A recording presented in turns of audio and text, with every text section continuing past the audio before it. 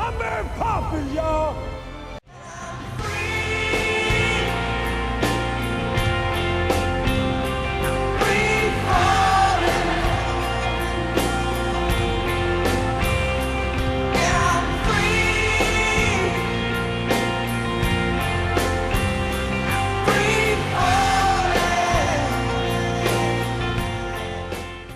What is up, BattleBots, Robot Wars, and BuggleBots fans alike? Hardcore Kid here with a very special edition of the Hardcore Podcast.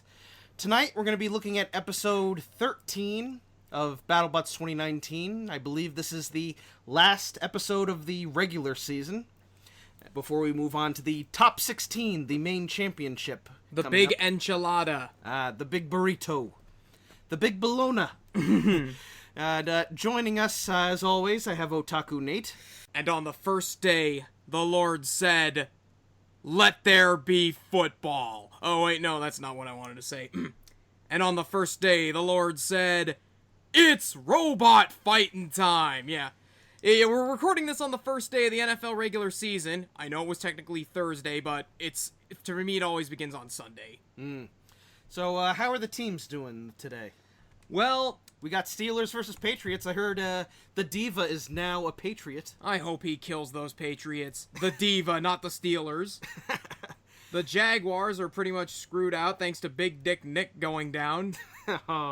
The Rams are thrashing the Panthers. And the Miami Dolphins, they're going full-blown tank mode. Oh, dear. That's what happens when Ryan Fitzception is your quarterback. Joining us, we happen to have I believe he is an American football fan. Are you? Which one of, me, yes, I do, and I do watch it. I don't follow a particular team. I mostly watch it because it's slightly more interesting than the UK football, and I say slightly in the loosest of terms. I can't even name a single UK, I can. Overpaid. If you just go with the phrase overpaid, that covers most teams. Yeah. I can name a good amount of UK soccer teams, even though I don't follow soccer. If you don't know who that is, that's Alasdair Sutherland. The Raging Scotsman, we call him. Yeah. Oh dear. Good evening, Internet. So, you're filling in for Tim on the Monsoon team. Yep. It was very much a case of about 6 weeks beforehand, I got a polite message from Tom saying, "Hey, want to come to BattleBots?" And then it was like, wait, what? Nice. So yeah, Tim had Ragnarok. That I knew he was doing Ragnarok. We converse. We do occasionally converse. And then suddenly I was like, oh crap, I'm actually got to go to BattleBots. So it was like, okay, passport, plane tickets, visa. Visa, by the way, more entertaining than you might believe.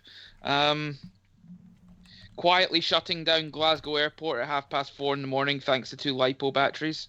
Oh, jeez. Fun fact.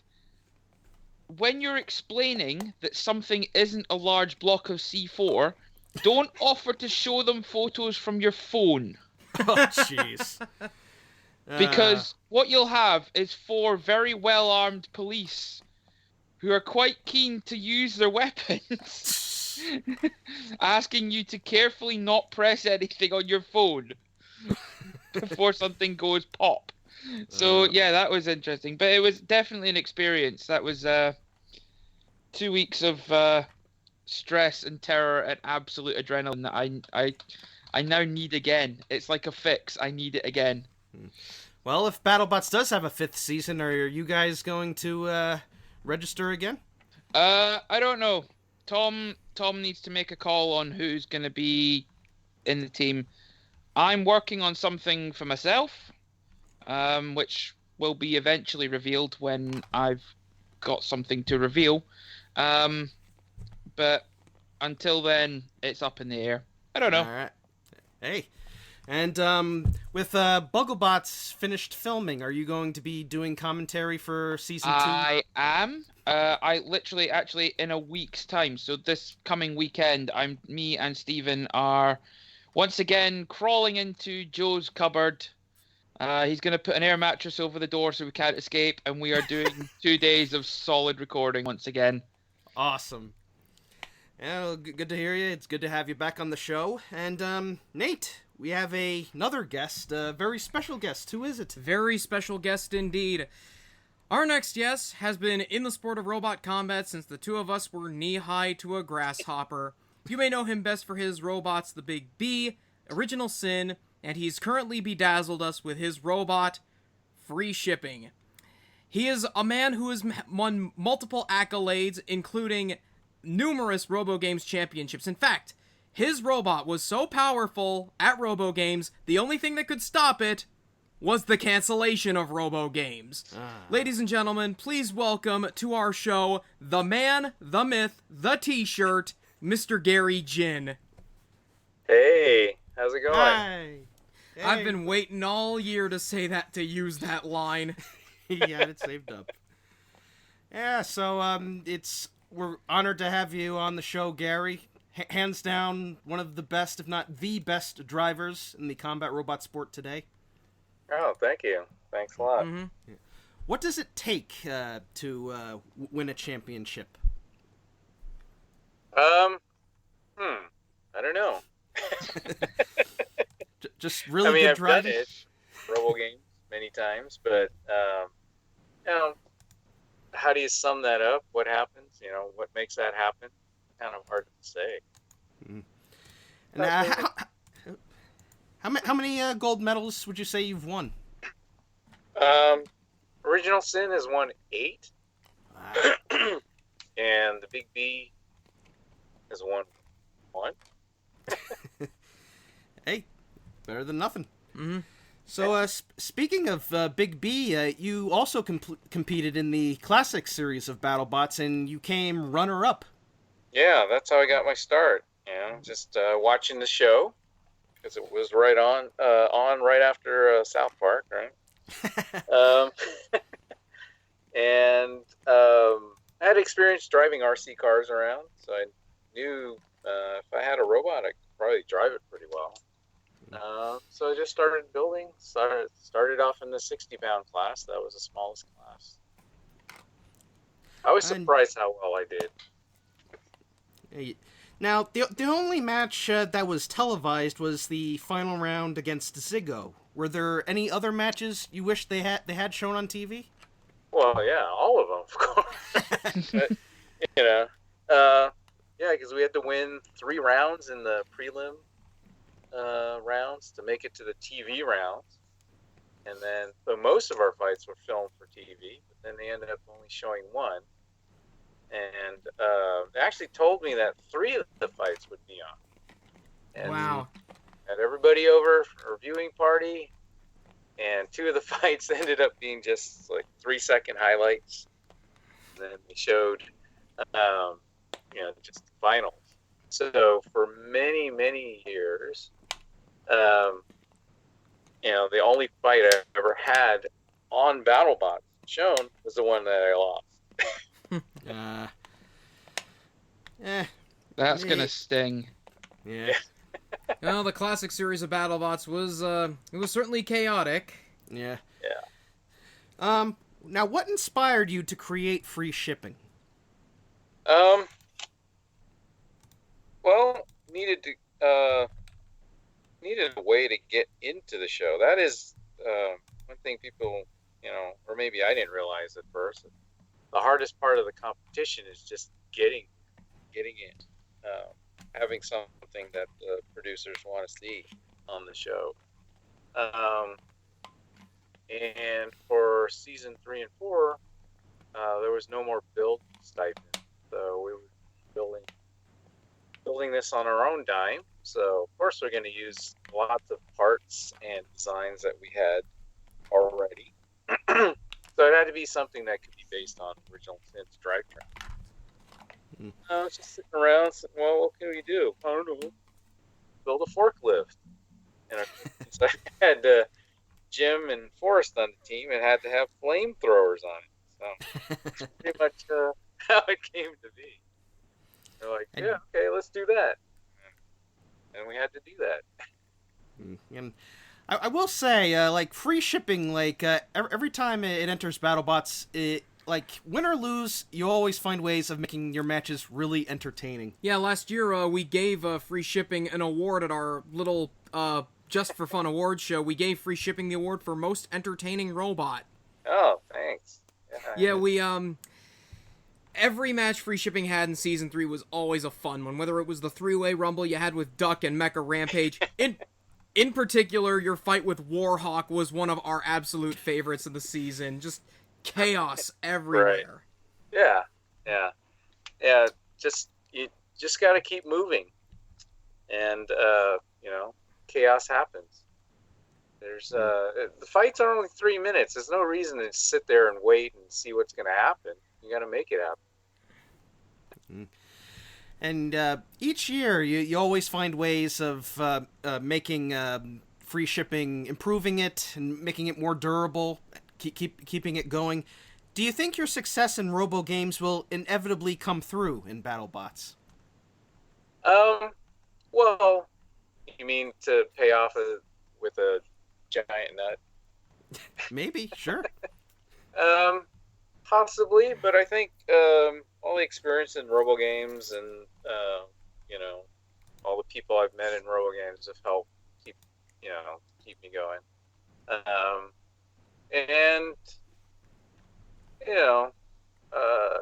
I look at BattleBots less as a competition and more of a TV show and just a place to hang out and have fun. I think that's the thing that people don't realize is that a lot of the competition comes second to the entertainment that the TV company wants. Right. The pre-season stuff where they pick the fights, that has very little to do with who goes through to the top 16. It is purely to get a whole bunch of good fights so they have a good bunch of TV, because if there's good TV, they get more money to make another season. That's literally what they're looking for. Once you hit top 16, it kind of starts to get a bit more serious.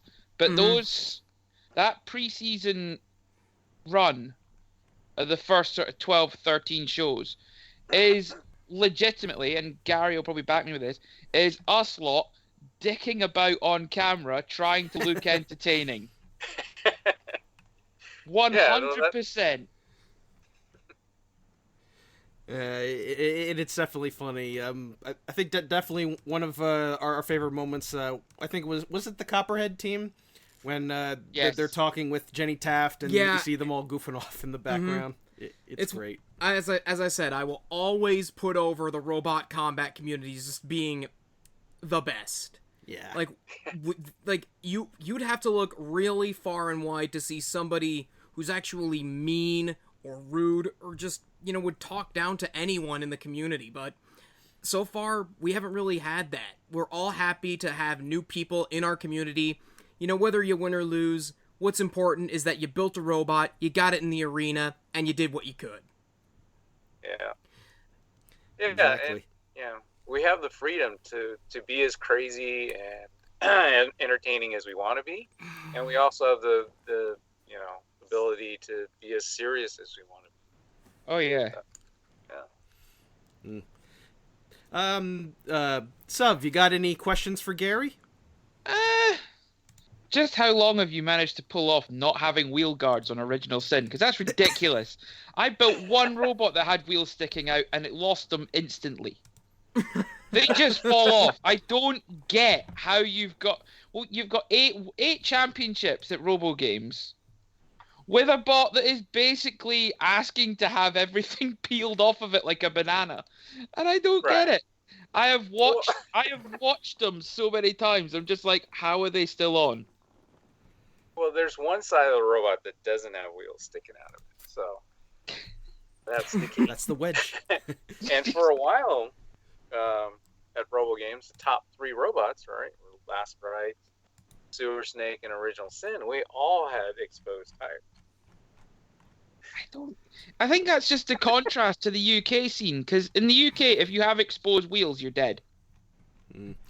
Yeah, there's a phrase that Jonathan Pierce came up with and he says, "Don't bring tires into the arena," which in context makes no sense, but it's very funny. You got to remember, when Jonathan Pierce said that, we're talking back in the old run where no one did foam-filled tires or solid tires. They all used pneumatic tires, so they were all full of air.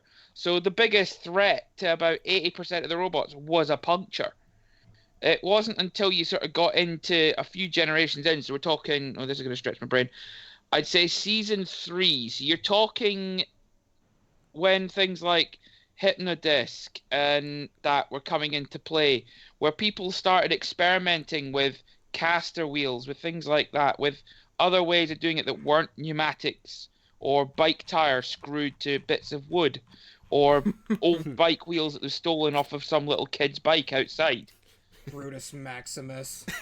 Exactly. Well, yeah, but it's like, at the same time, Brutus Maximus, which was Series 5, was a wooden 6 and 7. Was it 6 and... It was, actually. Yeah. You're right. It was 6 and 7.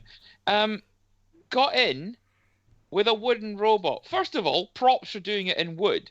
Because wood is wholesomely underestimated. Because if you're set up to cut steel with saws and chainsaws, you are going to struggle with wood. People don't realize this, that materials need different cutting implements and different setups. Of course, nowadays with kinetic energy weapons, it's just like, it doesn't matter if you've got half the side of a chieftain tank, you're still going to go flying.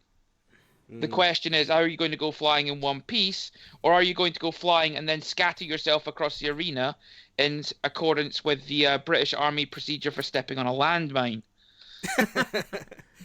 Yeah. It's interesting how far technology's come in terms of, like, new materials that are being used in bots. Like, now people are using UHMW and HDPE, which is essentially cutting board material. God bless you, plastics. I am genuinely both saddened at the awkwardness of the rules for BattleBots and gladdened by it, because it means that in the UK we have a robot called Gabriel, Gary. I don't know if you're aware of what Gabriel is. Yeah, I've seen it. Yeah, that's entirely plastic. And Craig Colias is a great guy, wonderful guy, and he is an absolute genius. He hates being called it, but he is a brilliant, intelligent man. And I have watched, and I have fought Gabriel a couple of times, and I have watched Gabriel take kick-ins that which would end a lot of very top. I mean, we're talking fights that would kill the likes of Bronco, Bite Force, all these big names, and it just keeps going. But it'll never ever be in BattleBots, because BattleBots have this really awkward rule that you have to be able to move your robot in the arena without the weapon working. And ThwackBots can't do that. So it's a real shame, because I would love to see, well, firstly, Gabriel versus Huge, because that would just be the absolute prize winner of, like, something's going to just be broken. But 2, you've got, I would pay money to see Bite Force try and fight Gabriel. That'd be fun. Oh, yeah, without question. You know. Speaking of Huge, there is another robot, another Beetleweight robot with UHMW wheels called Wumbo, and it's going to be competing at the Franklin Institute event. And Tiny Huge is also registered. So basically, Wumbo it's got the same wheels, except it's got a horizontal blade instead of vertical. I know. So we could be seeing a rig the draw. We could be seeing a match of 8 UHMW wheels, vertical versus horizontal. That should be fun. And speaking of Gabriel, are we ever going to see is Eric ever going to get his rematch against Gabriel? Eric's had his rematch with Gabriel. Not one-on-one, but it has had it, and we came out all right. All he managed to do was bend a little bit at the top. This was on the one I rebuilt. The Eric, I don't know what's happening with Eric. Eric's now changed more hands than a cheap Fiesta. He's gone off to go with Anthony Murno of Team Halfpenny. Or is it Two Penny Milk? I think it's Two Penny Milk he goes under the name of. But he's going to be trying to resurrect the old chassis. I wish him well. I wish him the best. Because, man, he's going to suffer doing that. but we may see it, but it'll be a while. I'm focusing on other things at the moment. You know, if Eric is resurrected, then that means it really is God. Yeah, so I think we've talked a lot about our bots and such. So Well, there's one thing that I want to talk about Okay. before we go forward, and that's the elephant in the room that came out before this episode. The video that was posted on the BattleBots Facebook page. Oh. You know, of the superfan. Oh yeah, I like that video. I don't have anything really negative to say. I just wanted to say that it's just another example of how great the robot combat community is. I remember seeing that kid walking around the pits when we were all just chilling out, and I was trying to figure out what was going on, and it's one thing I like about roboteering as a whole. I try and do it to the best I can in the UK, and I know there's quite a lot of builders that do it in the US. It opens doors, especially to young people, for engineering and science and technology and mechanical sort of paths in their career in the future that would normally be closed to them because of their school background or their sort of economic background or whatever. And it's really good. And it's also, as I said this a year ago in an interview, and I'll say it again. It is applied physics. It is applied sciences.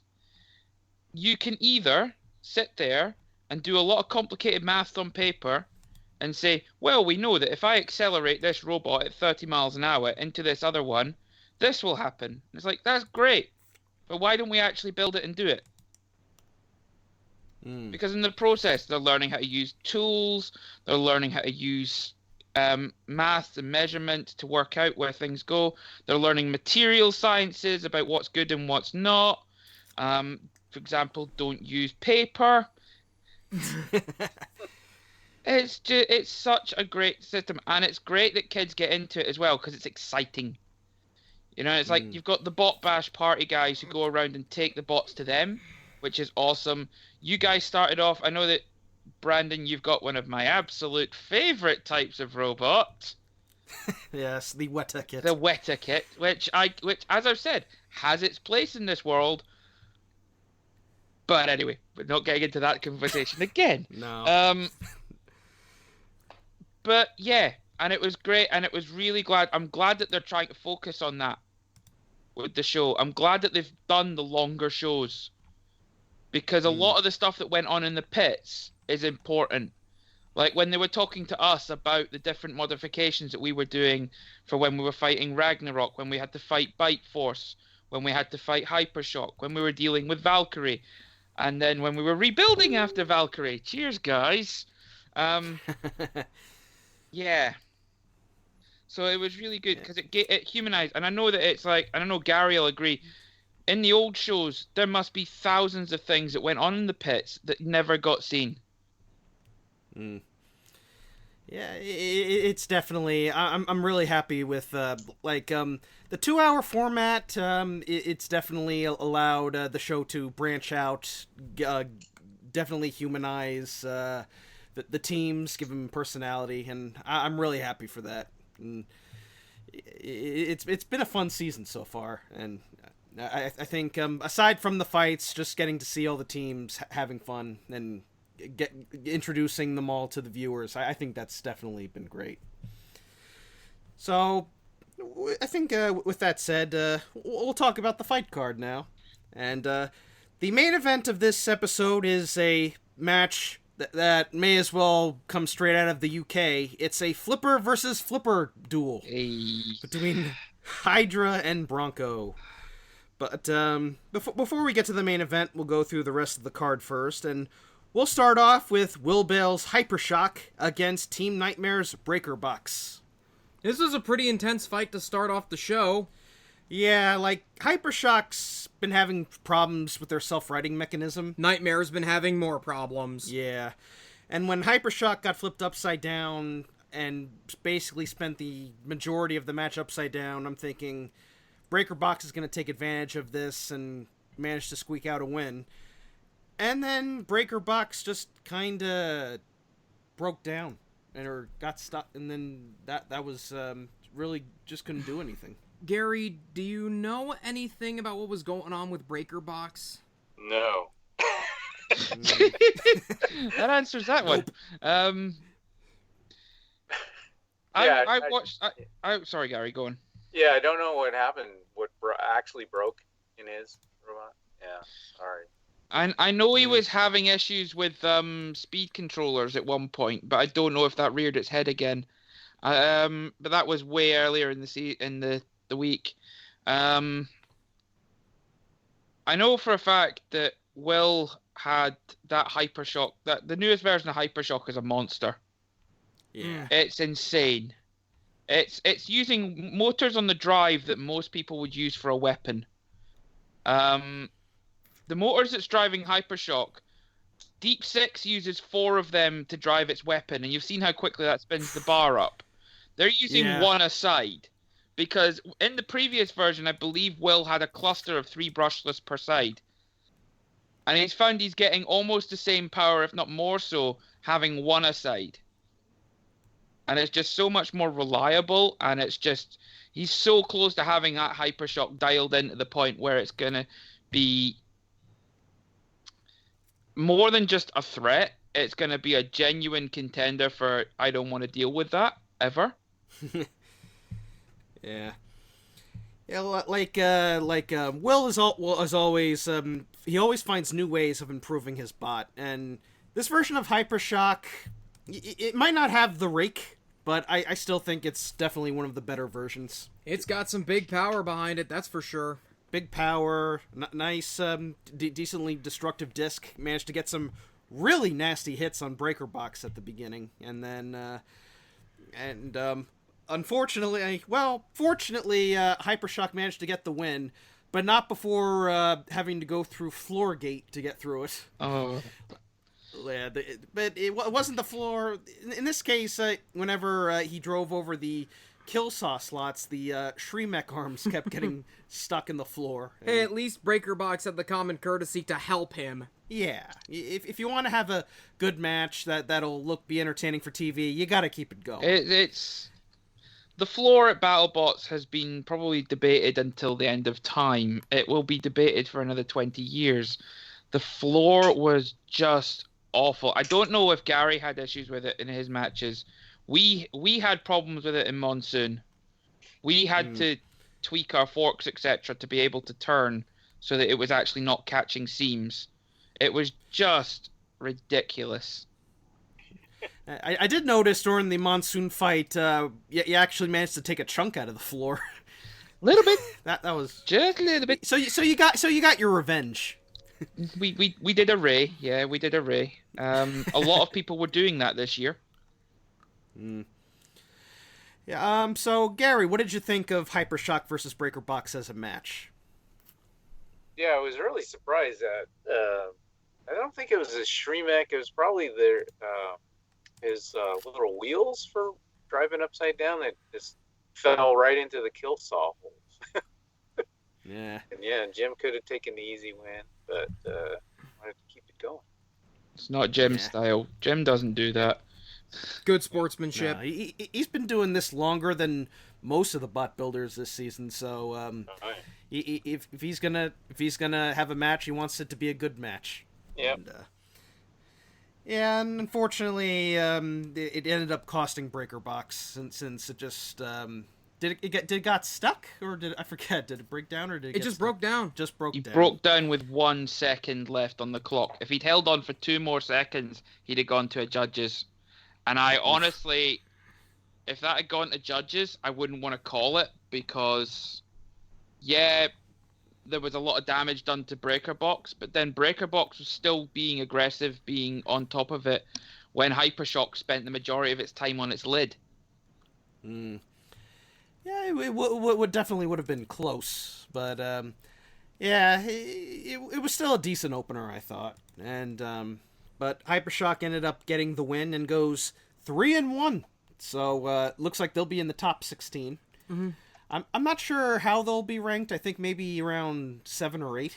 Maybe. We'll see. Do the rankings for the tournament come out this week? I don't know, is the honest answer. I do not know. Well, the tree should come out with the fight card, right? Yeah. Yeah, well, we'll see what happens. It should be very interesting, especially since there's been a lot of 2-2 teams this season. Oh, so. yeah. So we'll see what they go with. So that covers the Hypershock match. Now we move on to Tantrum versus the Yeti. And honestly, I don't see what the deal is with the producers and Tantrum, because we've seen all of Tantrum's fights this season.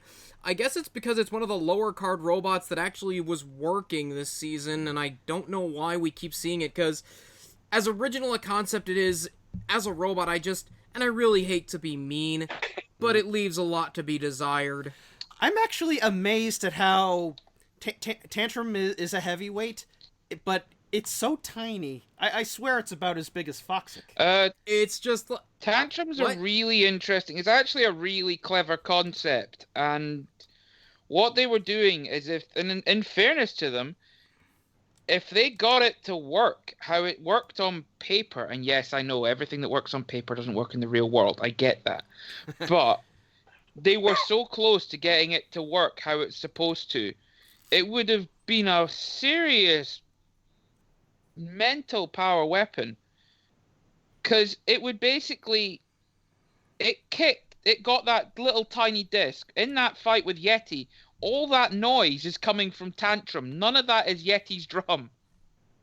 Wow. All that noise is Tantrum.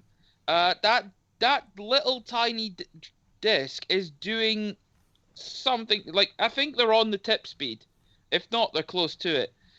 And basically what the idea was, that they would charge into someone and then kick that disc forward, and it would do the length of the robot in about a second. So you suddenly got all that momentum plus the weapon itself. So it's like being uppercutted into the next millennium. And it's a great concept. They just had to get it dialed in. And obviously it's not an easy thing to dial in, because you have to do it when you're actually hitting someone. And obviously you can't test that outside of an arena, because it's stupid to do that. Yeah. Gary, what do you think of Tantrum and its punch design? It's a neat design. He's actually got it working, but it just seemed to not have enough reach. So this fight was kind of like, those cartoon fights where the big guy puts his hand on the little guy's forehead and he's not able to reach him. So it was like Braun Strowman versus a jobber. Mm-hmm. Yeah, the match was pretty straightforward. It was just Yeti just bullying Tantrum around, just landing hits with the big drum. Greg Gibson being Greg Gibson. Exactly. Yeah, and then at the end, Tantrum just was beaten into submission, and that was it for him. So, credit to Tantrum. I mean, they went 2-2 this year. Mm-hmm. So, not bad. They're in the 2-2 club, but I don't think they're going to make the top 16. I don't think so either. It's actually a shame. Tantrum's one of those robots that's fantastically well engineered.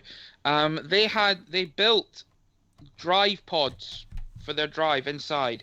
And the way it worked is they had the speed controller, the gearbox, the motor, everything inside this tiny little sort of setup. It was maybe 100 by 100 square with the wheel bolted on. And everything was in that. And if they had issues, they didn't just take it like a case of, oh, right, I've got to strip this down to that. It was literally unbolt that, put a fresh one in, and then put that on the bench and someone else worked on it and the robot was ready to go. That's half the reason we saw Tantrum lots, is because they were so quick to put themselves back in a position where they were able to fight. And they were very quick to point out, guys, we're ready to go. We're ready to go, we're good to go, we're ready to fight again. And we're talking like half an hour after times. I mean, even after that Yeti fight, I think it was at the most an hour before they were ready to go again. Nice. Yeah, but I think if they do decide to come back next season, if they do have a next season, it'll be interesting to see what they do. Maybe a new kind of design, like Like, we've always said that Tantrum was kind of like 101 if it had a spinner. I'd say it's a mix of 101 and King B. Yes, something like that. Yeah, I can kind of see where you're coming from for that. Yeah, but Yeti ended up getting the win and also went 3-1. So they'll definitely be in the top 16 since their only loss was to Bite Force. I have a lot of time for the Yeti guys and a lot of respect for them purely after what the miracle at season 2 they pulled off. Yeah, I think that they could have won season 2. I think if they didn't lose. Next time Yeti's on, I'm gonna reach out to Greg Gibson, see if he wants to come on. Yeah, just don't be a dick. He seems like he sounds like a fun interview. Yeah. Yep. So that covers Yeti versus Tantrum. The next match was Copperhead versus War Hawk, and it's been about 2 days since the match, and I didn't write any notes for it. I don't remember what happened in this match. It was a short trading of blows back and forth. Copperhead got a few hits on Warhawk. Warhawk got a few hits in on Copperhead. Warhawk ultimately got screwed over again. That's another rivalry for this year. It's Warhawk versus the Screws. But at least Warhawk made it out in one piece. Yeah, and Copperhead, the team are a lot of fun, and it's a small machine, but it's a very powerful and well-built machine, and I like the look of it, and I'm happy it's done well this season. But Gary, what did you think of Copperhead versus Warhawk? Yeah, I was really surprised how much trouble Rob was having driving Warhawk around. I mean, it did explain at the beginning that he didn't have his normal pistol grip radio. That makes a huge difference, but it seemed like there was something mechanical going on, too. Just not getting any traction, not being able to turn when he needed to. Which do you think is better, pistol grip or stick control? Depends what you want to do. If you want to operate the weapon and the drive, the only way to go is a joystick. But if you're just concentrating on drive, pistol grip. Yeah. Nice. Yeah. Suv, do you remember anything from this match? I think we only caught parts of it because we were in the queue to go into the arena when this was getting done. So we only caught parts of it. But I do know that Warhawk were having problem, but there was one running theme that there was like a whole group of teams, us and Ragnarok included, and a few other teams who were having signal issues in the box. There was a lot of signal issues this year. Yeah, this match was it didn't last long, but it was worth it to see Copperhead going after War Stop at the end. Oh yeah, I mean that thing. Copperhead spent the better part of a good 2 days just fiddling with their speed controllers for the weapon, trying to get it to spin up better and get it to work. They borrowed the brains of Rory from our guys to help program the Vesks a bit and just tune them. It was just absolutely... I mean, Copperhead was a genuinely scary thing. I was outside the first time they spun that up, and when they finished, my first thought was just walk inside and go, nope! I can imagine. Yeah, so Copperhead gets the win, and also should be somewhere. I think they're 3-1 as well, right? I thought they were 2-2. Oh no, they're 2-2. Yeah, so, they lost to Kronos. Yeah, so they'll be in the 2-2 club as well. So maybe they'll be in the top 16, but I don't know. So, but it'll be close. So the next match is Monsoon. Oh god! And you go up against the big Paulie dangerously Bite Force. All right, Suv, take it away. There's actually a running joke with this. We got there, and we kept saying, "Wouldn't it be hilarious if they made us fight Bite Force? Wouldn't it be funny?" And I think they either overheard us or they were already planning this from the start. But we were joking about, and one of the things we said is, we have the reach on Bite Force. If we ever had to fight them, it's like, it's like when you say hypothetically, it's like when people say, what would have happened if the Ultimate Warrior had fought, oh crap, which Undertaker? No, The Rock's cousin, the Maurice. Roman Reigns. Yeah, that sort of thing. Too high energy, that sort of thing. It's like when people sit there and say, "Oh, this would happen. This because he's got such and such and such and such."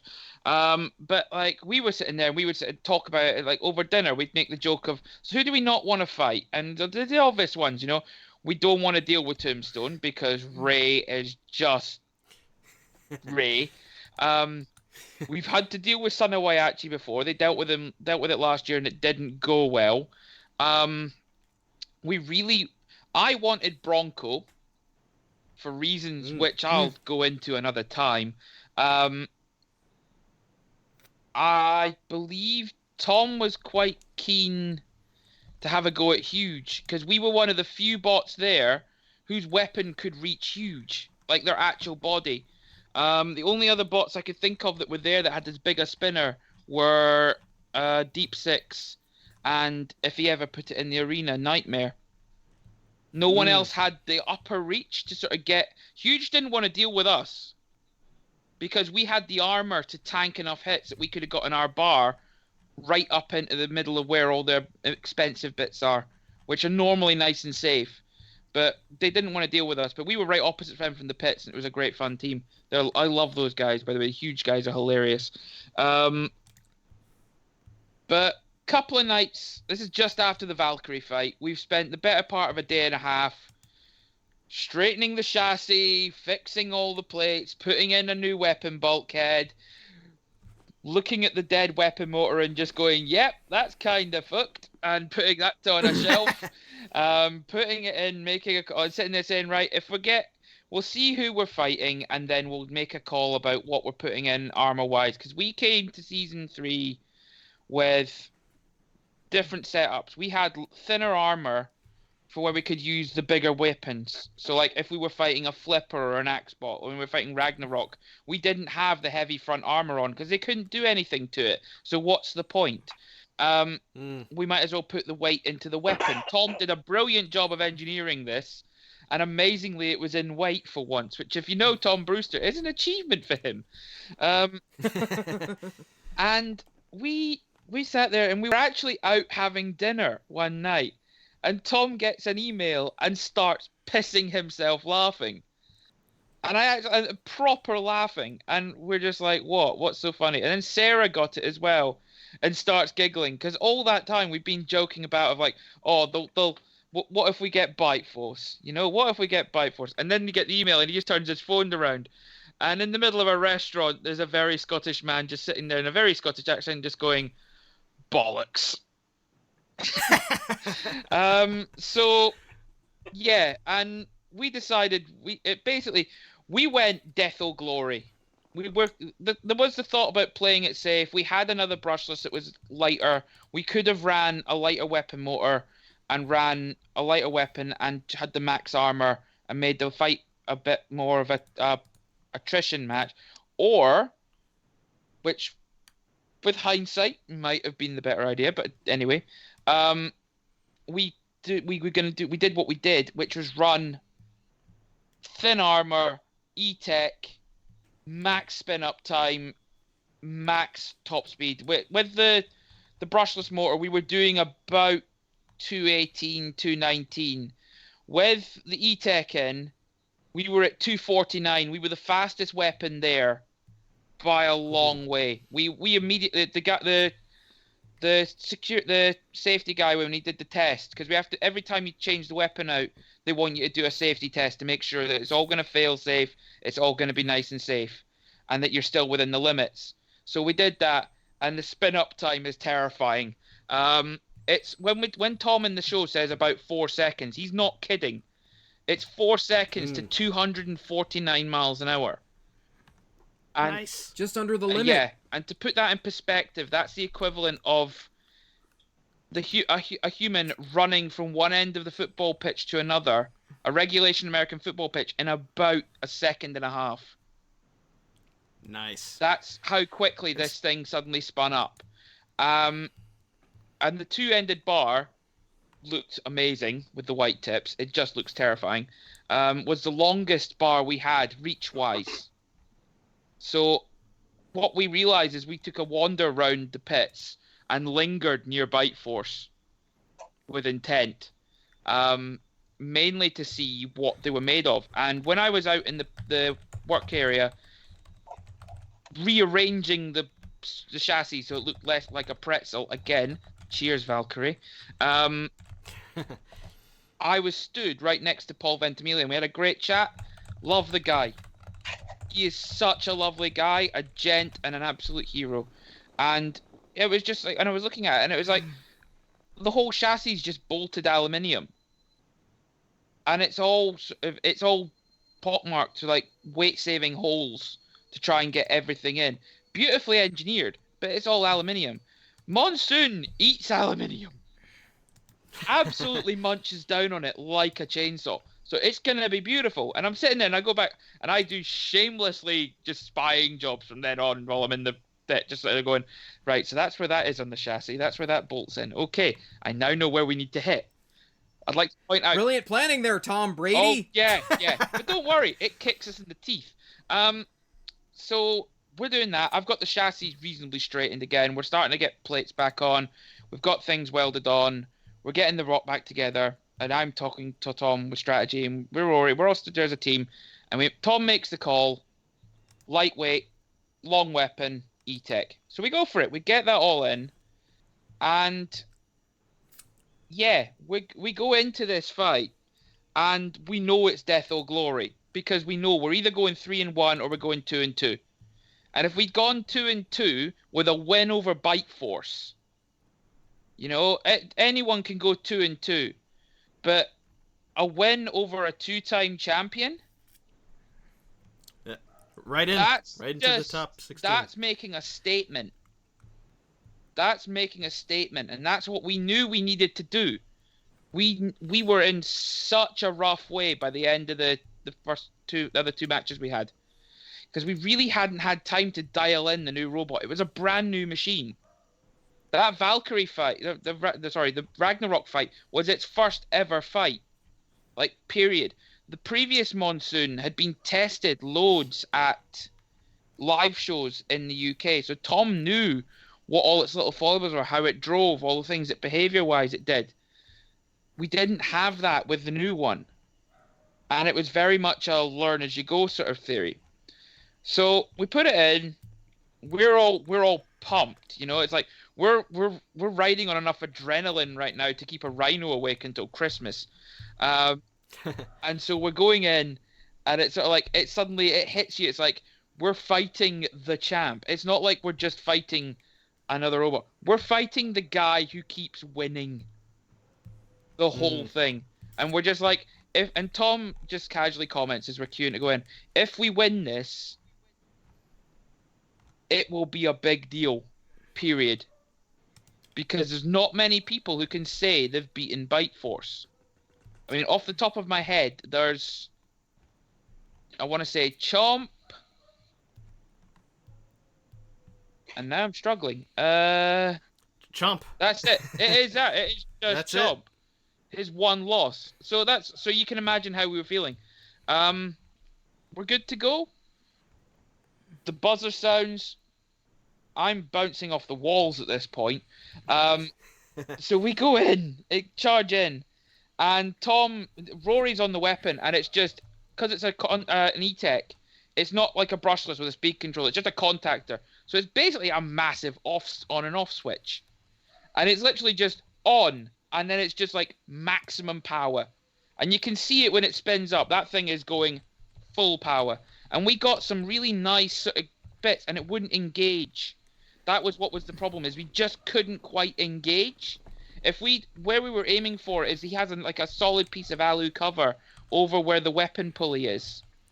And if we'd engaged in that, we were hoping to take the whole one side of the weapon mechanism off. Because it would have done it. There was enough tooth profile, it would have done it. We gouged a massive chunk out the corner of a Bite Force, and then it all went wrong. Bite Force gets a hit on us, and as we're flying through and face planting the arena and taking a chunk out of it, thank you, Ray, We didn't know this at the time, but all the gearboxes and all the internals are shock mounted, and the impact was that big, it flexed enough that it pinched one of the servo lines from the receiver to the speed controller, and we suddenly had a bit iffy control.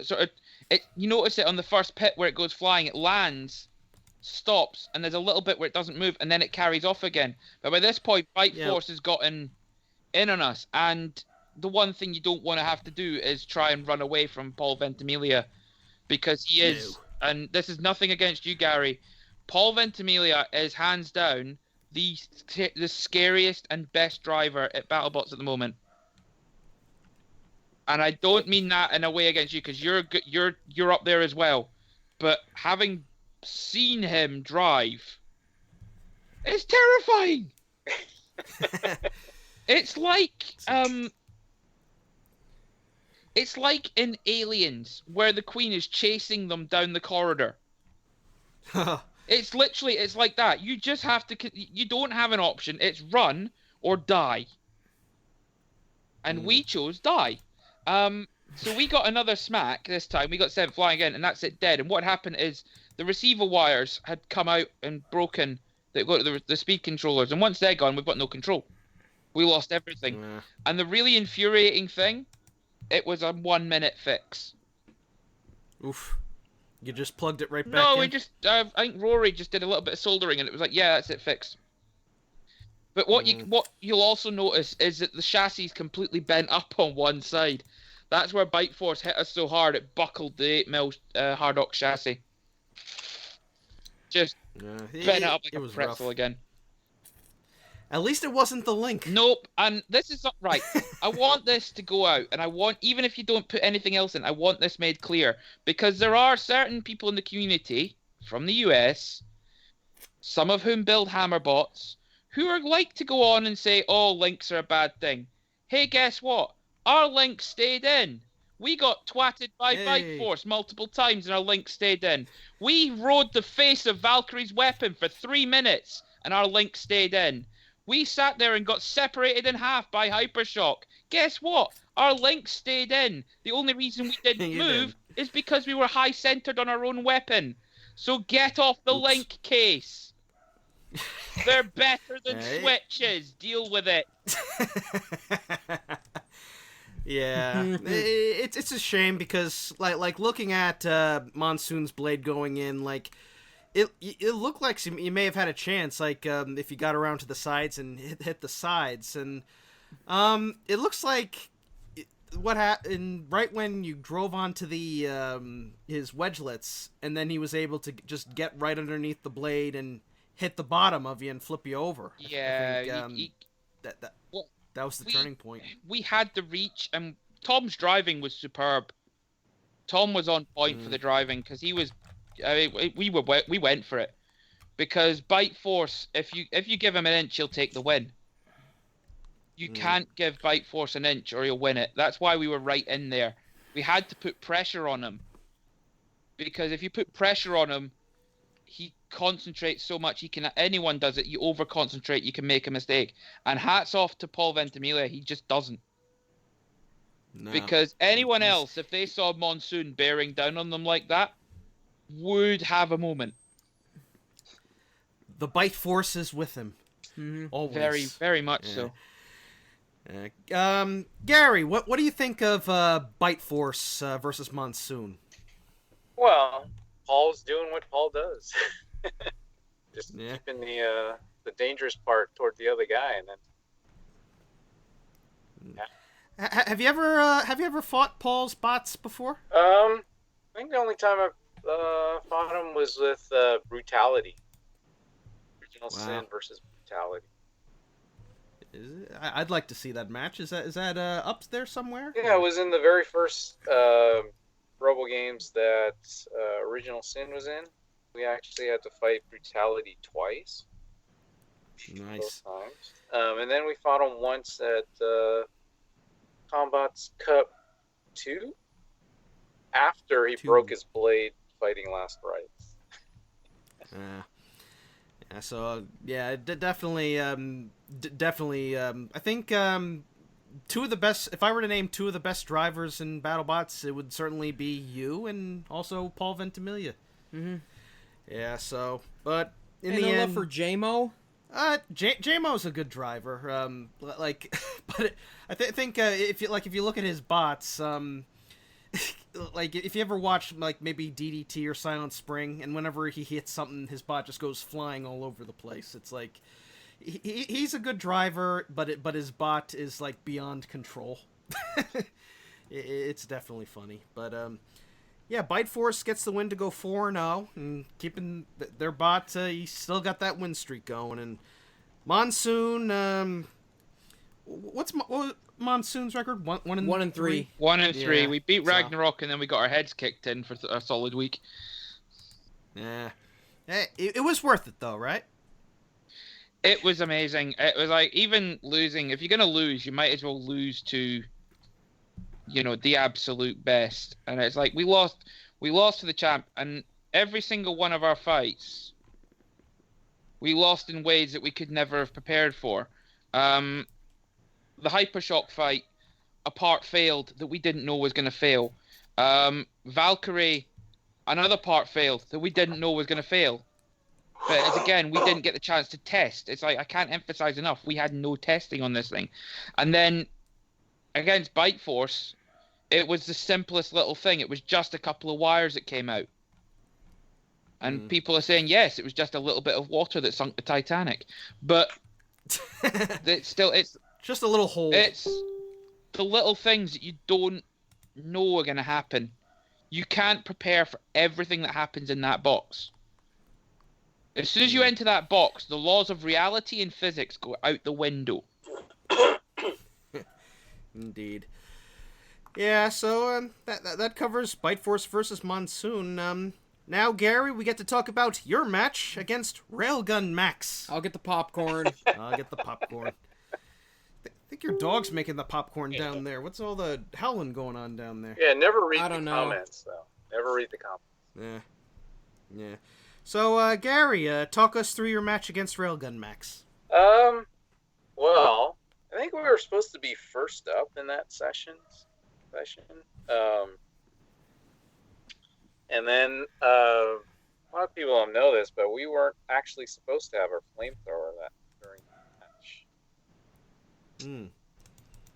Kind of a penalty. Yeah, because somebody in the comments said right at the end of the last match, you fired the flamethrower into the air, and it's not supposed to go over 4 feet, or something like that. Yeah. Yep. Yeah, that's weird. Can you imagine if Raging Scotsman was in BattleBots? Oh, that's like the biggest flamethrower I've ever seen. Can you imagine if Alcoholic Stepfather was in BattleBots? That's a lot of liquor. Oh, Farouk would have a field day with those intros. That is the single greatest name for a robot ever, and I won't hear any arguments otherwise. Yeah, so, Gary, did you have any strategy going in against RailGun Max? Not really. I mean, the strategy is always the same. Try to hit them, see what happens. So, yeah. I recall, I forget who it was, but the lifter stopped working in the match, and I guess you weren't able to self-right. Any idea what happened in that match? Yeah, that was with Hydra, and it was one of the near misses. I think transferred all that energy back to our last gear in the drivetrain, or the gear train for the lifter, just cracked that gear. So then when he was able to flip this upside down, nothing happening. So as far as this match goes, I'm going to say this right now. This is my pick for match of the night. It was a good back and forth match, and some people disagree with the decision. Sure. Because I think as far as damage goes, I'd say RailGun Max won. But I think what it came down to was their weapon stopped working, and Free Shipping's weapon, both of your weapons were still working. So I guess based on the whole that they still have their primary weapon rule, free shipping got the win there. Yeah. Well, I don't know if I see it that way, but they spent a lot of time just running away. Once they realized their weapon wasn't working, it was just pretty much just chasing them down for maybe a minute or so. Seemed like. This is another one of those matches where I think it would have benefited from showing the scorecard at the end, like they did at the Tombstone Gruff fight. Like I think they should do that in the future, where like they flash a graphic on screen to see just who won the decision. Yeah, so sort of like in the classic series. Yeah. Mm-hmm. It would definitely help with a few fights, as there's been a few this year where the judges have made the call, and I'm not going to question the judges because they see everything from the best possible vantage point, and they have their reasons for everything. But there's been a few times where it's like, even in the pits, we've been like, what the heck? You know, can someone please explain what just happened there? Yeah. Yeah. Yeah, just not knowing. But, you know, BattleBots does pay attention to that, and they do make changes to the judging criteria season to season. Yeah. And, you know, the audience also, you know, not making excuses for the judges, but they have to realize the judges have a different perspective because they're sitting there watching it live from one position. We get the advantage of, you know, different camera angles and slow motion replay. Yeah. And hindsight. Yeah. Yeah. It's like there's always been a lot of comments of like, oh, it's. I mean, you go back and it's like the first one I remember coming to mind would be Hypnodisc versus 101 in Series 3 the semi-finals for the deciders who went on to the finals, and it got to the point where they were in the arena inspecting damage. Now, if that had been a US fight, it would have possibly had an entirely different outcome. But in the US, and this is the thing that sort of I've always found different between UK combat robotics and the US, is in the US, it doesn't matter how terribly you drive if you do damage. Whereas in the UK, if you control a fight, with good driving, something which Gary has quite a fair bit of experience in. He's done it once or twice. You can win by purely being the better driver. Now, we have some good examples of that in the UK. Razor, when it wins, it does it with phenomenal driving and precision. Because hydraulic crushers in the US, until recently, have been a bit sketchy, I think is the best way to describe it. Because until the Coopers rocked up with Quantum, you didn't really see hydraulic crushers in the US. No, we've had airbag, air pouch powered crushers. Yeah, the air bladder on Kraken. That's not a crusher, that's a grabber. Yeah, I can't really recall any big hydraulic crushers that have been very effective aside from Razor and Quantum, and yeah, Tiberius, but Tiberius I think really hasn't didn't have as much crushing power as the originals. It didn't really have a Shreemec either. No, so it does have a self-righting system now. Yeah. It has had a good. It's got quite a good one as well. It's got quite a good self-righting system, but it's just, yeah, it's from a previous time. Yeah, it's just I don't know. It's very like technology. There's like some people just have that certain kind of skill and technology that they use to build an effective crusher, and yeah, Razor and Quantum so far have just been the most effective ones. Oh, Quantum is a machine like nothing on this earth. They have LEMs for drive, and to give you an idea, a LEM motor is usually what things like Ragnarok and Thor and not Thor, Beta I believe uses a LEM, and Thumper in China for ClashBots, they use a LEM, and that's usually what they use as the weapon motor. Quantum's using them for drive. Whew. So all that blue dust you can see, and we've gone off topic. I'm sorry, Gary. All that blue dust and smear you see across the floor, that's Quantum's tires. It's just melting. Wow. Because it's That's impossible crazy. for them to put that much power down as traction. It's just an obscene amount of power. Great to watch, but an obscene amount of power. Yeah, we got way off track. Yeah. Gary, any thoughts on your match? Like, how do you rate Railgun Max as a robot? I don't know. Yeah, they're pretty good. The weapon hits hard. They just gotta get the reliability. Railgun Max, I think, has been a sleeper, a dark horse for the series, because it's one of the few heavyweight egg beater spinners that has really shown to be effective. They've definitely been effective in the beetle weight class and the ant weight class, but as far as heavyweights, not as much effective. But I think that they've managed to pull it off with this kind of design, and I applaud them for it. We have a couple of effective egg beaters in the UK in feather size. We've got one called Conquer and there's one called Pendulum. But other than that, they're not really... It's a difficult thing to machine, that weapon.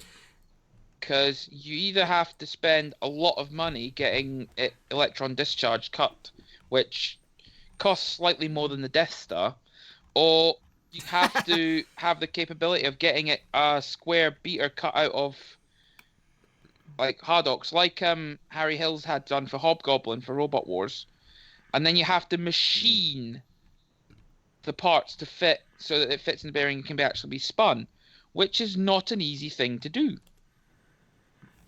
I have heard that he is working on bringing Hobgoblin back. He's working on improving the drive. I believe he is, yes.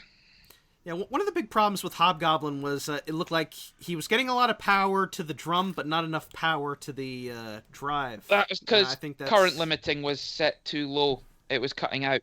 As soon as he turned it back up, it drove flawlessly. I've seen a video of it driving perfectly. Aye.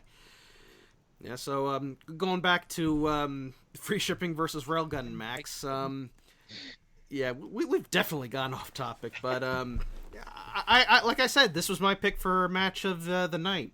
What'd you think of it, Nate? I definitely say it was match of the night. As always, I'm a huge fan of free shipping. It's been one of my favorite robots in the revived series. Hopefully we get a toy of it. Oh, yeah. I definitely pay for it. I would love a free shipping toy. I'd like to put that out there right now. I love free shipping. I love the fact that everyone goes around and says, oh, yes, there's a limit for the flamethrower length. And it's just like you're just going around going, yeah, I didn't get that memo. Yeah, Gary, I have to ask, how hard did you get chewed out by Greg Munson in your last fight when your flames hit the ceiling? Well... Not too much by Greg. Greg actually likes the fire. It's somebody else. That's not when you're setting fire to the lights. And the funny thing is, every time we test, we go out to test 4 feet.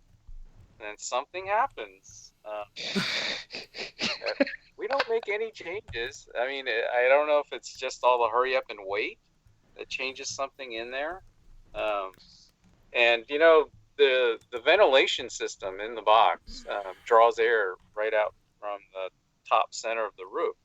So there is this huge updraft right in. There is a vacuum inside the, a little bit of a vacuum pull towards the ceiling to try and control fumes and stuff. So Exactly. Yeah. Exactly.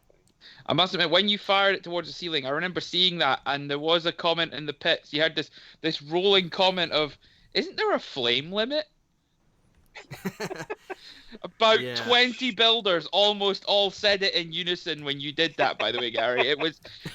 all the couches were just like, that was a bit big. So, yeah. Well, I actually didn't do that. I'm not in control of the fire. Oh, who's controlling it? Well, it's funny. You guys said you wanted to see Raging Scotsman in BattleBots. Well, you kind of have. Oh. Oh. So the trigger man of Raging Scotsman is Jim controlling. Nice. Yeah, Raging Scotsman. Great. That's awesome. Yeah. This was a fun match, and it's always fun seeing free shipping competing. Hey, you got a second win this season. Yeah. So yeah. You joined the 2-2 club. Yeah, and the lifter worked as a clamper too, so that was a good thing to see. Yeah. Yeah. So I remember seeing when we were in the closed group. There's a closed Facebook group. I don't know if I should say this, but I'm going to say it anyway. There's a closed Facebook group when applicants get told they're in.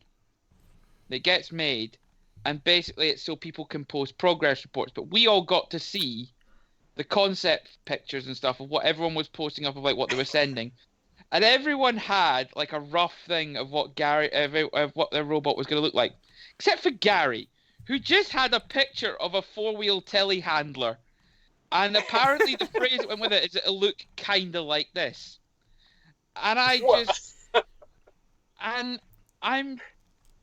it baffled my mind because I looked at it the first time I saw free shipping. I was like, it does look just like that. Well, Yeah, that like- came from Greg emailing me saying, "Hey, we're going into the meetings with Discovery or whoever, and like, I need a rendering of new free shipping." Okay. Well, it's gonna look kind of like this. And that's the picture he ran with, and that was the picture he released. Oh, it's beautiful. Questions. There is a bit of a conspiracy, but this version of free shipping, is it actually original Sin with the flamethrower lifter gimmick on top, or is it a completely different bot? It's a completely different bot, but Ah. I mean, without the build stipend, without huge amount of money, we're just gonna build the same thing over and over again. Perfect. We have all the spare parts. We know the design will work. I did want to say that I am gonna miss that giant forklift rigging you had on the front from last season. How many of those did you go through? We only built 2, so we were actually able to hammer them straight enough to work and keep them going. Yeah, because we only had 4 fights. But yeah, that thing was just ridiculously heavy. It completely changed the way the robot drove. But Center of gravity was way towards the front, so lots of over steering. yeah. But it's always great seeing you in BattleBots. And we're happy that you went 2-2. Maybe we're not sure if you'll make it to the top 16. Maybe it's a definite maybe. I have heard a couple rumblings. Some say there will be a Last Chance Rumble. Some say that there's going to be a Last Chance Rumble consisting entirely of 2-2 bots. But I don't know. We'll find out. This might not be the last we'll hear of Gary Jin. I would love, Gary, I would love it if you put like a random sort of claw with a stamp on the top that said mark for delivery or something on top of the left. So when you get a hold of someone, it marks them for delivery to something. Yeah. What I'm trying to do now is find an example of a real existing forklift that has a vertical spinner on it. So. I think Whiplash can help you with that. Hay balers. Yeah. Hay balers. Yes, Farm equipment. that'd be Looking perfect. farm equipment. Yeah. But then I might be getting into Fuzzy's territory. Or logging. Look at the logging equipment, because there is a logging truck that has a claw arm with a saw in it. I hate having to make this comparison, but there is a Thomas the Tank Engine episode that has a new character that has this gigantic whatever the heck tunnel digger on the front. It's not a train. It's like one of those road vehicle characters they got. I forget her name, but she has this giant like tunnel digger on the front that just digs right through rock. So if somebody could build like a BattleBot that consists of just this enormous drill thing on the front, that'd be amazing. I don't know. Why don't you start building it, Nate? Because I'm broke. Because he's... Yeah, but we're also broke. That's no excuse. That's no excuse. It's not about being broke. It's degrees of brokenness. It's where it's like you go from a scale of being I'm so poor I can only afford to eat takeout once a month. Going, I'm so poor I'm putting all my money into my robot that I'm now choosing between having electricity or a phone. That's the level of silly that you can get into this. Oof. Yeah. So free shipping gets the win. We've only got 2 matches to go, and the last match before the main event is Uppercut versus Skorpios. Skorpios has definitely had a great season, and I was hoping that they would go 4-0 this season, but Uppercut had other ideas. Uppercut to me is the other version of Ribot, where I expected it to go like 1-3 or 0-4, but they've been pretty good. Oh no. I did notice. What it came down to was once again both bots targeted their wheels, and Skorpios ended up getting their wheels punctured, but to their credit, they managed to get a hit in on Uppercut, and something was coming out of Uppercut's wheels. Was it wood, or was it some kind of... It's foam. Foam? It looks like foam. To me, it looked like wood, because I could see chips coming out of the wheels. It's that or sawdust. Sawdust.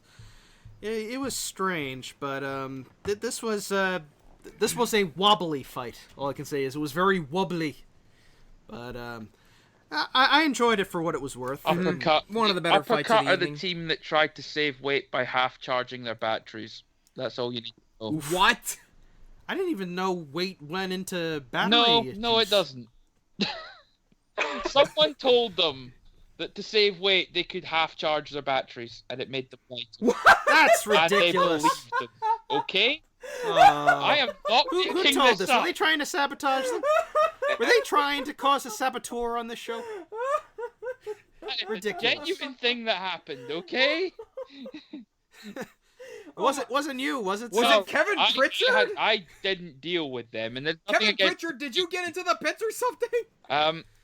I'll say this. God. One of the Uppercut guys liked to go around calling Uppercut, and I'm going to put this with inverted commas, optimized Monsoon. Yeah, I could kind of see Right? it. They used to be optimized.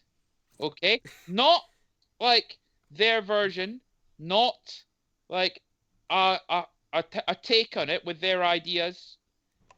Optimized.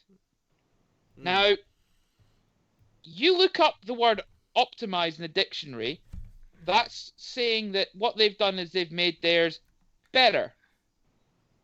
Right? Now, they're at the moment, they're at 3, I think, 3-0 at the moment. 3-1 because they had a rumble that was they lost the unaired, and rumble. they kind That's of when they half charged their batteries to save weight. Fun fact. Oops.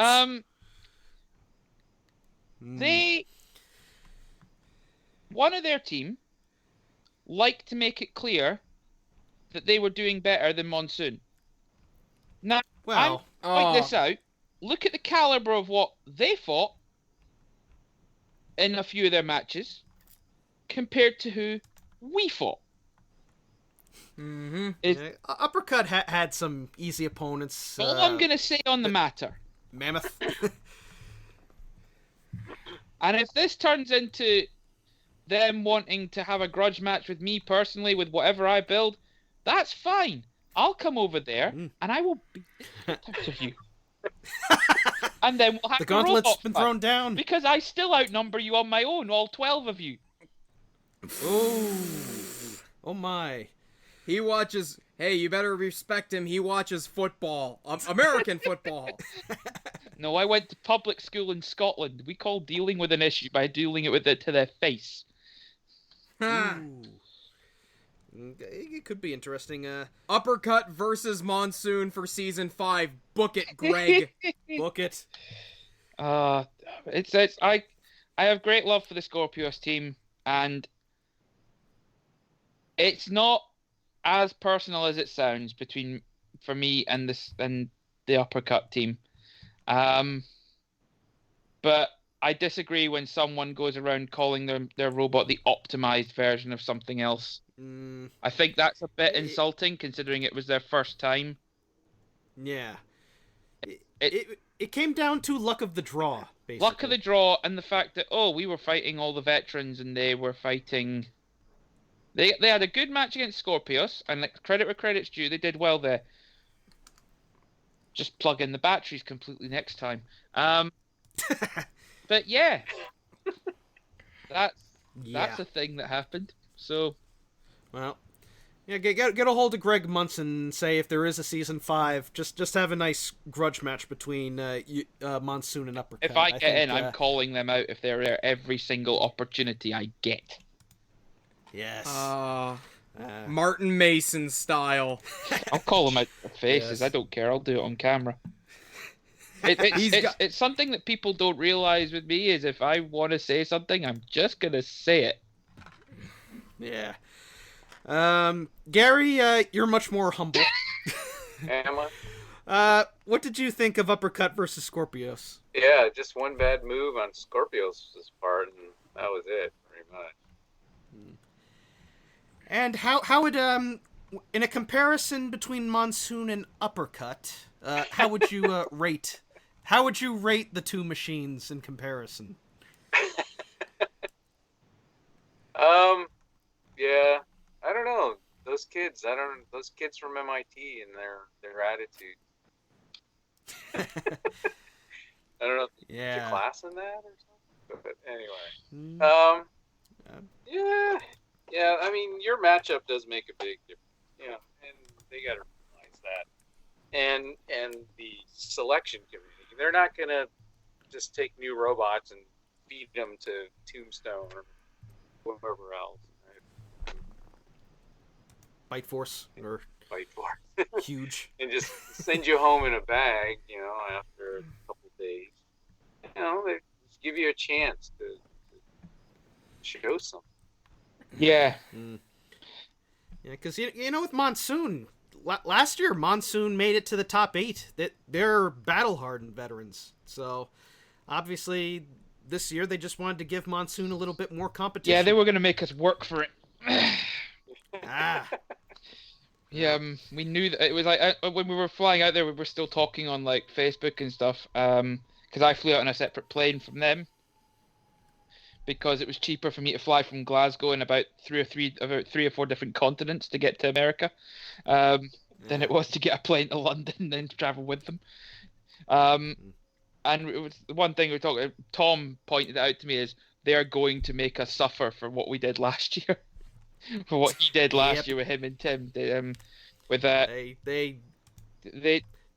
made you turn on Tim and then had you fight some of the toughest bots that America has to offer. And Ragnarok. I will put this out there. I want to make two... I know that I'm diverting again. I want to make two things very clear to people who listen to this. One, me, Tom, and Tim are still really close friends. We will always be. Yes. End of story. What happens in the box, happens in the box. It's all kayfabe. Exactly. Secondly... 24 hours before our Ragnarok fight, Ragnarok ate its entire insides when they were doing a test, completely cooked itself. Yeah. Right? In a day, Tim told us he about rewired it and rebuilt it. He then got it working and got it in the arena. I don't know of many people who could do that. It's a very short list of people who could sit down and completely rebuild that robot in a day, electronically. Completely redid it and had it dialed in. And dialed in it was. In the test box, it was terrifying. That hammer came down. Now, it was based off of a design that he used for another competition. That exact same design came third. Wow. We have no idea why it didn't work. It would not work. We do not know what was going on. It was ridiculous. That robot, and I'll stake every single robot I've ever gonna build or build in my entire career of doing this stupidity of a hobby. That hammer bot was the most effective one there on paper. Blacksmith is a token robot. It just is. And Yeah. I'll say that to Hal Kindle's face. I don't care. Oh dear. Ragnarok versus Blacksmith would have gone to Ragnarok if Ragnarok worked. In fairness, Ragnarok doesn't. We don't know why, but Ragnarok is a beast.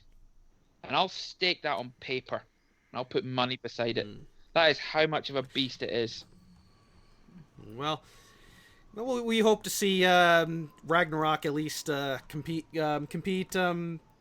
Is Tim still able to? I think because of the contract, he's only allowed to compete with it in BattleBots, right? Ragnarok. Under the name Ragnarok, so. yes. If he repaints it and changes it, then it can go in as something else. There is an event coming up in Orlando called the Robot Ruckus at Maker Faire Orlando, and there's a big list of BattleBots competitors competing, like Axe Backwards and Gruff and Mammoth. Yeah, isn't that where Kraken goes under his icky fish or something? Yeah. Yeah.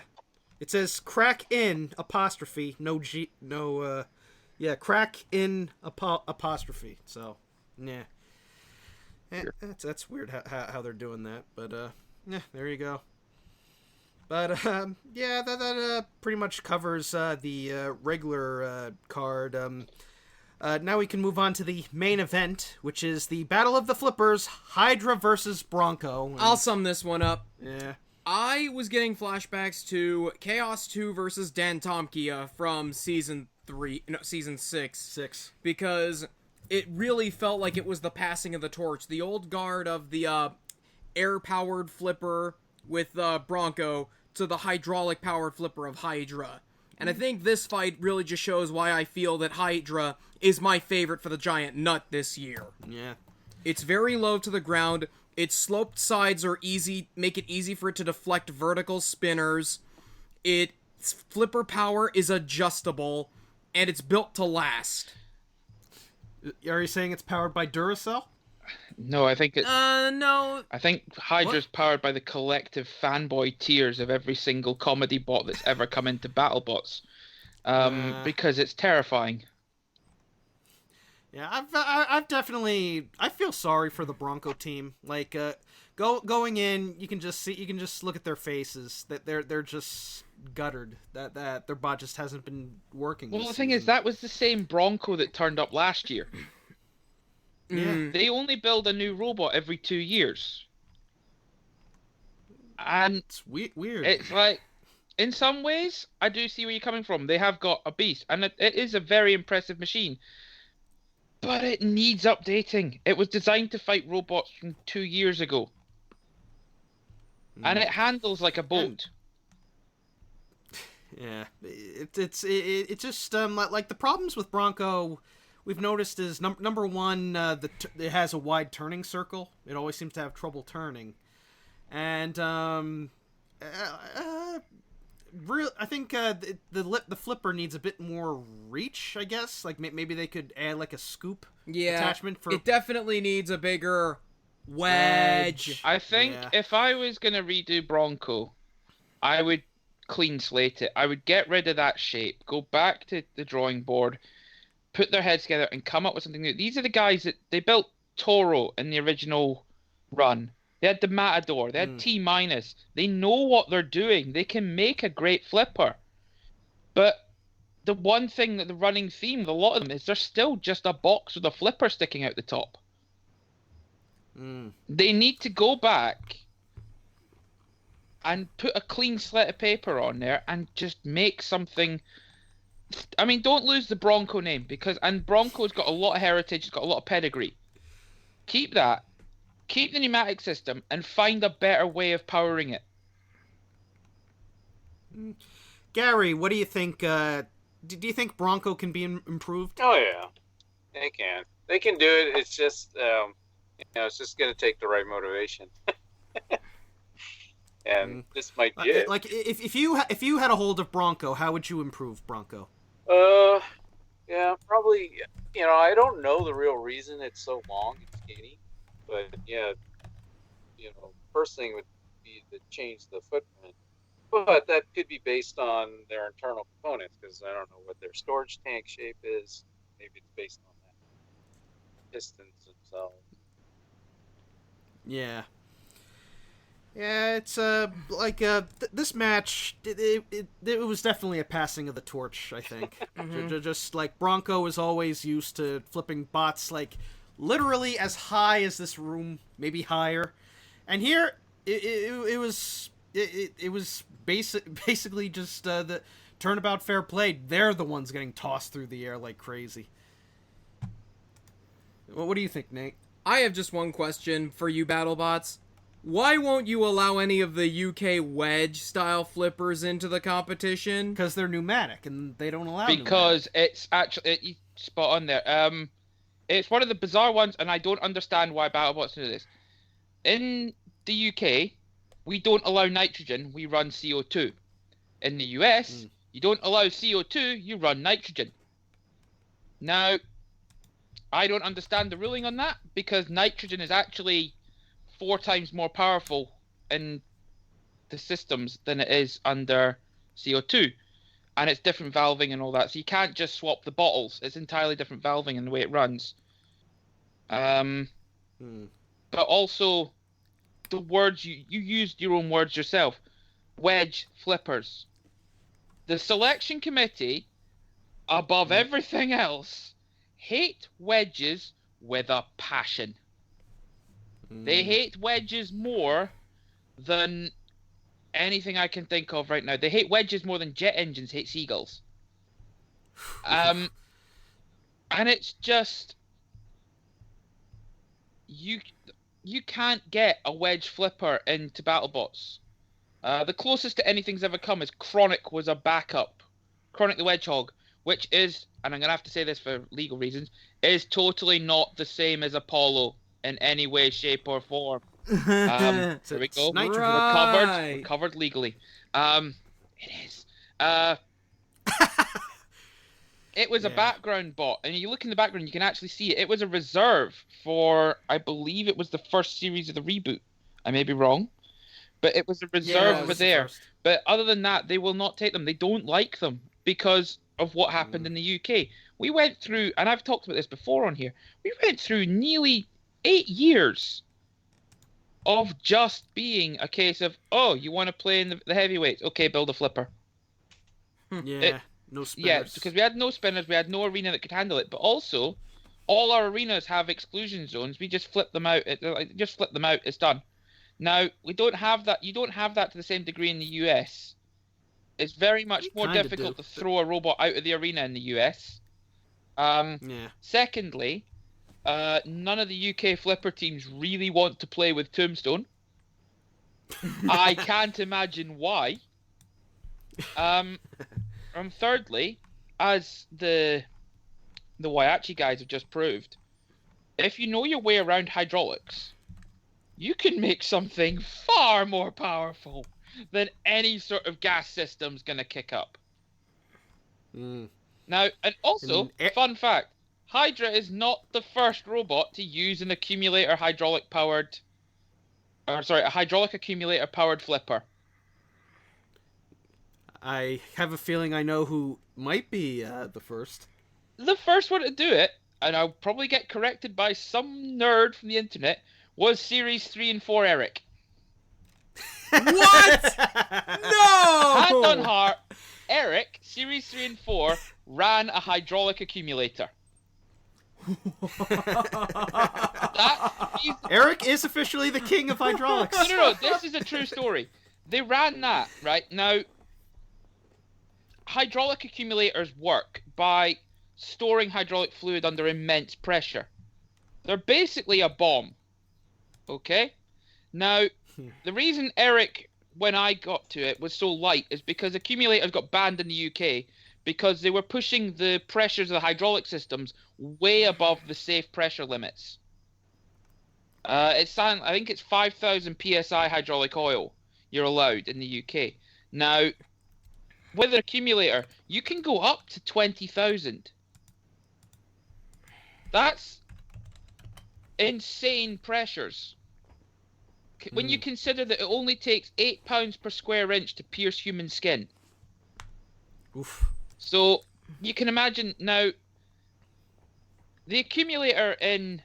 I haven't seen the insides of Hydra. I'd love to, because I used to work on tractors. I know hydraulics quite well. But I won't go near an accumulator like that, because I've been near a hydraulic system when it's gone pop, and it's terrifying. I can imagine. And it does it without you even realize it's happened before you can react. It's that fast because of the pressure. I had part of an exchange block, which is basically a big block of valves, go crack and sail past my face before I could even have time to react to it. Yikes! That's how When did this happen? Hydra is. They had it outside because they like to sit outside, and I don't blame them. It was a lovely time out there. I was loving it. I was on fire for most of it, being a Scotsman and not used to this giant orb in the sky. But they were outside, and I get the feeling that they were also outside because if anything went wrong, there was going to be less casualties. Because Hydra is in a... If Hydra got hit the wrong way by a big horizontal spinner, there would be nothing left of Hydra. Wow. Oh boy. That's how... Pray they don't get tombstone. But that's why they won't talk about how you do it. It really is that dangerous. Hydraulics are not something to mess about with unless you really know what you're doing. And any builder worth their salt will tell you that. Especially an accumulator. It's rough stuff. Why I have an immense level of respect for what they've created in Hydra. Because I appreciate just what they've had to build. Because what they've got there is a mobile bomb. Yikes! And Gary, what do you? How do you rate Hydra as a robot? Oh well, it beat us, so they're pretty good. Yeah. Super low to the ground, but still able to move around. They did, the floor was their biggest problem. The floor made Still there? a living nightmare. Made everyone's life a nightmare. Yeah. It seemed to be all right this year. It's 4-0 now. Yeah. So I'm sure they're going to be ranked quite highly. I'd say maybe 2 or 3. So Hydra's a bot I would never want to fight unless I absolutely had to. Yeah, it's definitely a scary kind of beast, and I think between this Witch Doctor and Death Roll, one of these 3 are definitely the favorites to win.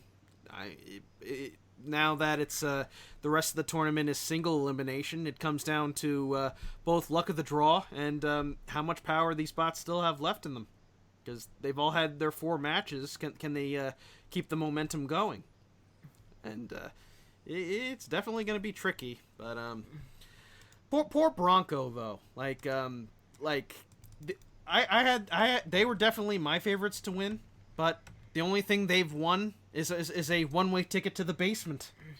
It's just rough. They're not going to be on the prove it list by the end of the season. I say that they just got unlucky. Yeah. But if they go 0-4 next year, they're definitely making the prove it list. Yeah, I don't know. I don't know. I can't remember what Bronco went last year. They went 4-0 in the main season. They went 4-0 in the main season, but it's like this is such a big fall from grace. This is a year-long losing streak almost. It's like you've gone from being like, they used to be a robot that you would look at it and you'd like, I don't want to fight that because I've got to think, how am I going to deal with that? And it's now a case of, oh, I've got Bronco. Okay, so I'm going through this one. Yeah. Just based on their performance. And that's not a position you want to be in. And the Nah. production team and the committee will be looking at that and saying, right, we need them to step up. They have a reputation. Why aren't they stepping up to it? That's what's going to be critical. You've got teams like Uppercut. All the sort of new teams. You've got Rebot. You've got the name's just completely gone out of my head. I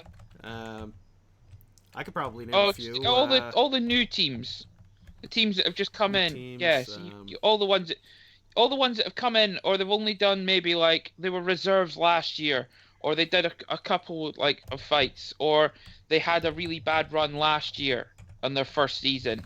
You know, it's just like they're coming in. They've nothing to prove. No, because they've come in with a game. Bloodsport, that's another one. That was the one I was trying to remember. Bloodsport, yes, is another that's one. A good one. They had nothing to prove coming into this, to some degree, and they've come out all right. They've had a couple of good matches. Most of their matches have been pretty enjoyable. Now then you look at likes of Bronco. Bronco come into this with a pedigree. Bronco come into this being former BattleBots super heavyweight champions with Toro. Regular top 16 finishers. In fact, I believe regular top 8s. They came top 4 in the first season. Top 4. There you go. They're in top 4s. They won multiple titles with their previous bots in the old series. That's a pedigree. Inertia Labs was a big name when it came to robot combat for a long time. And now they've just gone 4-0. And they've 0-4, sorry. They lost to Bite Force, which is respectable. We did as well. They then lost to Huge. They then lost to Hydra, which was their main competition for flippers, because there was no other flippers, essentially. There's a few grab and lifts, but no flippers. And they haven't been themselves. And if I was on the selection committee, I'd be saying, look, show us that you're worthy of having a respected spot. They've gotten what I like to call the bombshell curse. Just the fact that they started out really good, that like the first year they come out and they're just having a winning streak, and now it just seems like it never even happened. It's unfortunate. You want to say something, Nate? No, not really. I think it's just we shouldn't have had Suv as a guest because he's been saying everything for us. All right. Maybe we can have Suv as a regular. Sorry, Gary. It's just we didn't expect Suv to be this much of a chatterbox. Hey, it's good to have good guests, but hey, it's been great having you on the show, Gary. We're big fans of Original Sin and free shipping, and just wanted to hear your thoughts on BattleBots and what your experience has been like. Yeah. And yeah, it's been great. Thanks. Yeah, but like as far as this episode goes, there were some matches that I felt were too one-sided and didn't last long, and but I will say free shipping was the free shipping match was my pick for match of the night, and I liked the main event, and I guess the opening match was good too, if not a bit ugly, with Hypershock upside down and Breaker Box breaking. But on a scale of 1 to 10, I'll give it a 6. I think a 6 is alright. I'm gonna give it a 6.5. I think there were some good moments. At least there was some good carnage that saved it from being terrible. But yeah, as I've said with this season, the highs have been higher than those in Season 3 of the rebooted series, but I feel that the lows have been lower. Yeah. Do you think that's fair? Yeah, I would go with that. What do you guys think of the extended format, the whole 2 hours? Has it been too long to watch?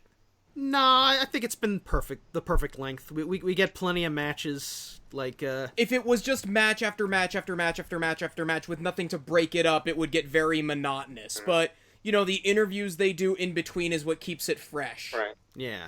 But there's just so much Will Bales.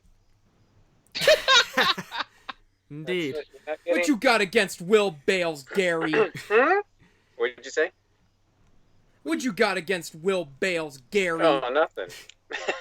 It's just amazing the amount of screen time he manages to get. So. Well, Yeah. what can we say? He's got the cameras love him. Yeah. Yep. So, I'm on a scale of 1 to happy- 10, I'm Gary. The pit reporter loves him too, but Oh boy, there's some free shipping for you right there. On a scale of 1 to 10, Gary, how would you rate this episode? Probably a 7. Yeah. I mean, we did our part. We brought as much fire as we could, but it needed more fire. Yeah, need more fire, more magic smoke. Suv, on a scale of 1 to 10, how would you rate this episode? I would probably agree with Gary. I'd give it a 7. Monsoon rocked up. We tried to rain down the pain. We were briefly about to, and then it all just went a bit wrong. But we gave it our best. We like to think we put on a good show for everyone. I would like to point out Monsoon is not done in this series. Ooh. All Yeah. right. A little teaser for you there. Monsoon is not done. Neither is Ragnarok. Oh. Oh, I'll have to find out what's going to happen. So all I'll say is just keep your eye on the cards. Oh, we will. Yeah, so, Monsoon, it's been more of a drizzle, I'd say, this year. Oh, you had to go there. Speaking of drizzle, good work getting Drizzle as one of the button press devices for the last match. It made a cameo in that video we mentioned earlier. Yeah, that was cool. I was made to do that on pain of death. That was my criteria for getting to push the button. Well, yeah. So, I think that covers the episode review portion. Gary, if you do, we gotta say, we're thinking of getting our own Gary Jin T-shirts. If we buy them, do they come with free shipping? Let's see. So if you bought 4 of them, that would put you over the $75, and you would get free shipping. I'll have to ask Dad if he wants one. He might. Yeah. So, anything else to say? This Saturday is the Raymore and Flanagan event in Wilkes-Barre, Pennsylvania. I hope I got it right this time. It's Wilkes-Barre. Wilkes-Barre. But it's Jeremy Campbell of the Pennsylvania Bot Blast event, and Team Dreadfully Wicked Robotics is holding it there. Mondo Bizarro is going to be competing. Thunderchild of BattleBots fame will be competing. JMO dropped out, unfortunately, so no Silent Spring, or is it fortunate for some of the teams? I was going to say thank goodness. Because everyone, if you've seen Silent Spring in action, it's basically the tombstone of the Beetleweight scene. Nobody wants to fight it. But, definitely looking forward to the event. I would. So you would want to fight this? So say Silent Spring applies for BattleBots. I'm not allowed to play. No, that's. I'm on. They've almost got me on permanent commentary contract. It's infuriating. How dare they? Have there been commentators who've competed? I don't think they have. Oh, how I would have loved to see a Kenny versus Chris fight.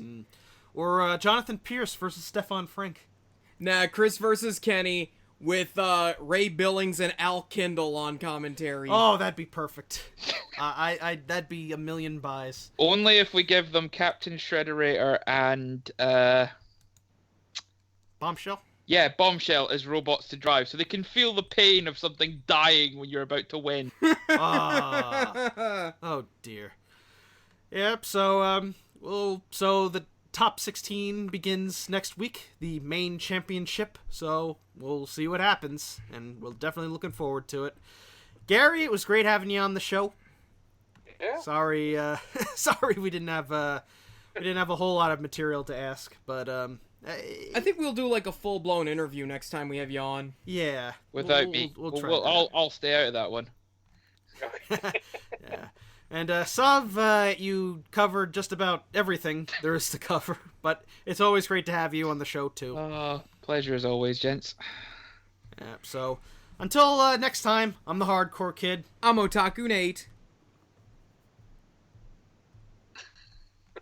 Eerie silence kicks in. Oh yeah, I was Sov. And I'm Gary. Peace out, and it's robot fighting time. Are you ready for some football? I don't think the Cleveland Browns are. Look at the score. Oh no! Brown's gonna brown. This is gonna be our year. We've got so much hype and hope and oops, sorry, we're shit again.